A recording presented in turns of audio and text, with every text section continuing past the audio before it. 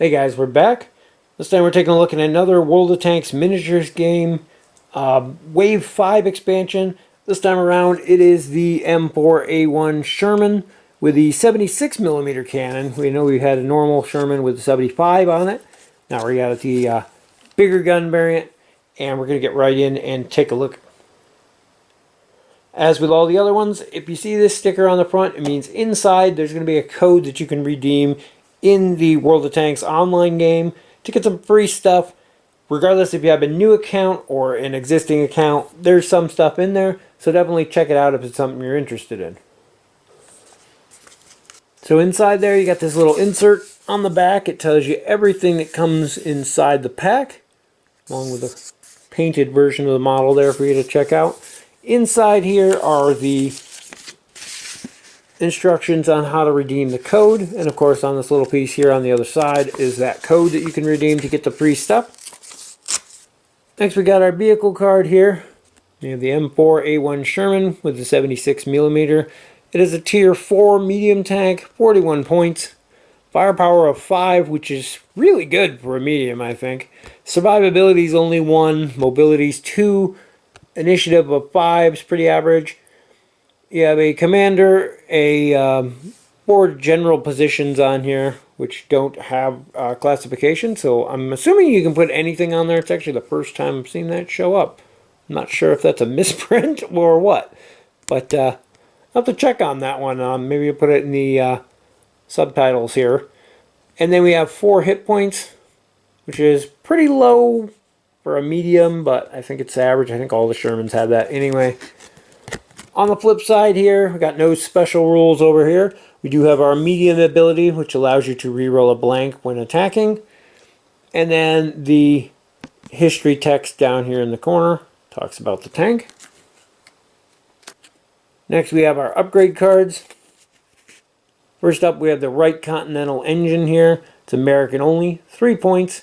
Can be used on the Sherman 76, the M18 Hellcat. And it gives you +2 initiative during the movement phase. It gives you a little bit extra movement there.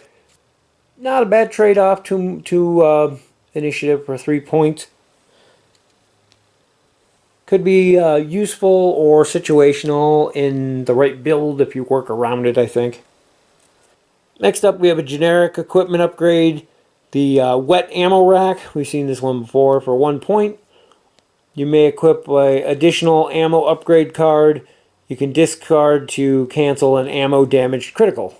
So, kind of a neat one there. 1 point, definitely worth it if you got the extra point. The fact that you can have that extra ammo upgrade on there as well for having it is definitely a bonus. And then we have the vertical stabilizer, another generic equipment, 4 points. While stationary or while you have a movement token of 1, you can re-roll 1 attack die. Pretty much a standard one there. We've seen this before, and it boosts your accuracy if you're sitting still or moving slowly. So onto our crew cards. First thing we have here is a generic one, 6 cents. It's a commander for 6 points. At the start of the shooting phase, roll a die. If it's a hit or a crit, this tank can make a single move. This does not increase your movement token. So this is a really nice tactical one to either get you into position to make a shot, maybe rotate yourself to a position where you can get a shot, or even move to get out of someone else's shot. The fact that it happens at the start of the shooting phase means this is before initiative starts shooting, so you can move yourself out of someone's arc or maybe behind cover or something so that they can't get a shot on you. And I think that's the intention. That's how it works in the video game. Very, very nice one there. Little steep at 6 points, but for what you're getting out of it, it definitely worth it in the right situation. And then finally here we have Logan McAfee. He's a American-only loader for 8 points. He has safe stowage, which gives you +1 initiative during the shooting phase. You can discard this to cancel an ammo damage critical. And then also has intuition. At the start of the shooting phase, you can discard an ammo upgrade to gain +6 initiative for the phase. That one's huge. It is going to cost you ammo, which usually costs a couple points. But +6 initiative to your shooting, on top of the 5 you already have, puts you up to an 11 without any other modifiers. it means you're pretty much going to be shooting first, especially if you have any other upgrades on there that's going to boost your initiative up. Add that to that the ammo rack here, which allows you to add a second ammo upgrade to the tank. Now you can do that ability twice. Definitely a very, very interesting one there. And of course, he has the ability to counter the damage or ammo damage card if you happen to get that critical. Although you're going to lose the ability for that. Might actually, if you go that route, get rid of the ammo rack. Keep him to use that. That's just my thought on it, but still a very, very nice setup there. Definitely, if you build something around that, it would be extremely powerful and useful. And then finally, we have the model here. And I don't know if it's just a one-off on mine, but this happens to be the first one I've seen where they actually didn't do all that great of a job gluing it together. There's I don't know if it's this ring there's something wrong with. Maybe the center piece is off, but it doesn't sit in right. Like you can see, there's a big gap there where it should be to where it actually sits. I'm not sure what the deal is there. I might have to fix that, play around with a little. It's also kind of stiff to turn, so I think something's definitely out of whack there. I think maybe it's that center peg is off-centered, so gonna have to fiddle around with that. But same Sherman model we've had before.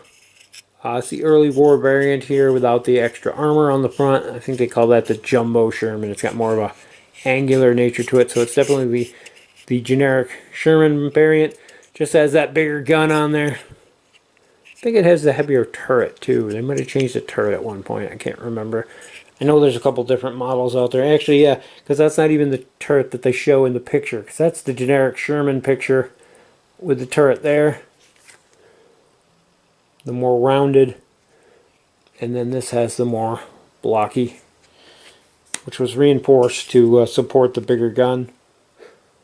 I will say I did prefer one thing about the original version of the Tanks game from Gale Force 9 over the World of Tanks version was that, well, it was annoying as hell to actually glue these models together yourself. They did come with extra parts, and sometimes they came with extra turrets, so you could literally build the normal 75mm and the 76mm version of these, and then swap them back and forth as you need them or as you wanted to use them. Came with both cards for it, things like that. On the same note, though, these are nicer being pre-primed, pre-assembled. You can literally open up the package, put these on the table, and play. So there's a trade-off both ways for that. That said, the Sherman here is pretty average mainstay of the American forces. If you're playing U.S., you're going to have some Shermans on your platoon. Probably 2 or 3 of them, depending on how big of a game you're playing. The 76mm variant here definitely has a little bit more firepower than the base one. I think the survivability is about the same, the mobility is the same, so really you're paying a little bit extra for that slightly larger gun. You have a variety of upgrades here. Your loader with his ability to spend the ammo to basically more than double your initiative for the shooting phase is definitely interesting. I do like the wet ammo rack, though I think I might save that to use on a different vehicle. Although definitely plays good in conjunction with him. So after recording the rest of this, I did check with Battlefront and Gale Force 9, and this is an unfortunate misprint on here. They are aware of it, and you should use the positions from the starter set Sherman here for the gunner, the driver, the radio operator, and the loader. And that's unfortunate, but at least we already have the other cards around to deal with it, but just wanted to point that out. Overall, it's an interesting vehicle, and as with the other Shermans, like I said, it's a mainstay of the U.S. forces. You're going to have some on there, so pick and choose which ones you want based on what you're doing. If you want the cheaper, more versatile regular Sherman, or the slightly more expensive 76 model with the bigger gun on there. It's all up to you and what you're building around. Both are good, and yeah, like I said, you're going to have one or the other in a force. almost guaranteed if you're playing Americans. That's going to wrap it up where I look at the M4A1 Sherman 76mm from the World of Tanks Miniatures game Wave 5. As always, thank you guys for watching, and we'll see you in the next video.